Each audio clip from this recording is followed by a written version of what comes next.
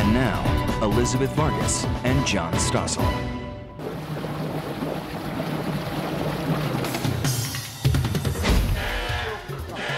Here's the scenario. A crisis on the high seas. Shots fired, take cover! Crewmen scrambling for their lives. They're under attack by pirates, and they're unarmed. Almost all they have to defend themselves is this, a blast of noise.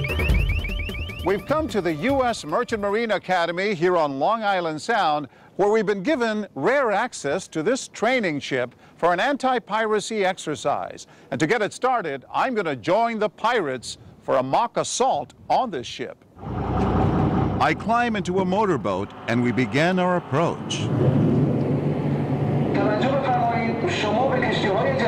From 5 football fields away, the message is as clear as a bell, and it can be delivered in virtually any language. It's called LRAD, for Long Range Acoustic Device. At first, it's a loud warning to stay away, but then the piercing sound is unbearable, forcing anyone in their right mind to turn around and turn away. 4 years ago, the luxury ship Seabourn Spirit used a similar device to outrun Somali pirates. Scott Stuckey is with a company that makes the LRAD. That is very piercing. You feel it throughout your body. Absolutely. They use 2 LRADs on their vessels and make the pirates think, wow, do we want to attack this vessel that's obviously prepared? Perhaps we should go look at someone else. But what happens if that first line of defense fails and the pirates just keep coming? Look out, report the boat. Joe Tenaglia, a former Navy commander, is conducting our exercise. And he says merchant seamen in the hostile Indian Ocean are outgunned, under-equipped, and underfunded. And the pirates? They're buying GPS receivers, they're buying VHF radios, they're buying Yamaha engines. Making them better pirates. Making them better pirates. And remember, like most commercial vessels, this crew is unarmed.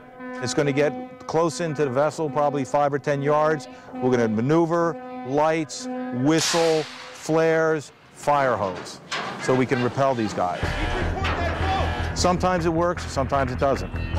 But as soon as the pirates fire a shot, Shots fired, take cover, retreat! the battle is over. And this crew, like the one on the Maersk, Alabama, is under orders to run for cover. And all the horns, all the whistles, all the water hoses, all the flares in the world wouldn't stop that. It might stop the fishermen, but it ain't stopping the pirate. The crew tries to get to the safety of the engine room before the pirates get to them. This is a lot like the Maersk, Alabama. They retreated to the engine room. Basically, we're stuck down here now. We don't have any communication with the outside world. Hopefully the next person knocking on that door is going to be a Navy SEAL. In the case of the Maersk, Alabama, most of the crew fled into the bowels of the ship. We just barricaded ourselves in, and the chief engineer shut the whole plant down, the generators down, the whole ship went dead. Nothing, no machinery sound, no light. The captain and 3 of the crew were captured. Pirates have the advantage. They have the advantage because once they get on board your ship and they have AK-47s, RPGs, and handguns, the crew is basically defenseless at that point in time, and the only thing they can do is take shelter and wait for help to arrive. For the next 4.5 days, as Captain Phillips bobbed at gunpoint in that lifeboat, the USS Bainbridge and the world watched and waited. Up until now, almost every successful release of hostages has involved paying a ransom, as James Christodoulou knows all too well. What did he ask for? Well, like everybody, they asked for money. And you learn very early on, John, that this is really, to them, a business transaction. It was the day after Thanksgiving, when one of his company's vessels was seized in the Indian Ocean. He decided to negotiate. After dropping about $1 million in ransom to the pirates, his crew of 28 was released unharmed. Our only objective was to get my crew home safely, physically, emotionally intact to their families, and really there were no other options available to us. You know, our Secretary of State, Hillary Clinton, said we shouldn't pay ransom. And I can understand that, and I certainly respect other people's feelings, but once again, I was the CEO of a company that had a crew that entrusted me with their lives and entrusted me to do absolutely everything to get them out. But what about arming crews on merchant ships? I'm absolutely against that. And so is this crew member from the Maersk, Alabama. Yeah, there's a lot of things, that could escalate, We get bigger guns and they could get bigger guns. But not everyone agrees. There's heated debate.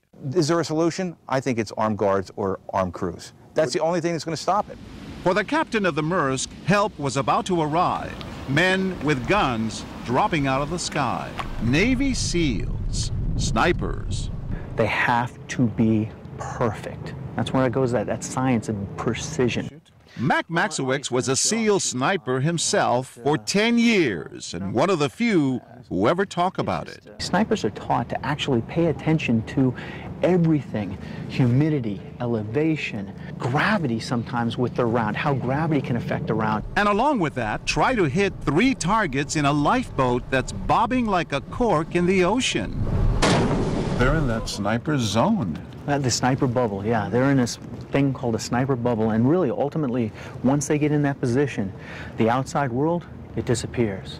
The only thing that matters in that moment is what's happening on that boat. What was that like? Well, just today, off the Pacific coast, we got a remarkable demonstration.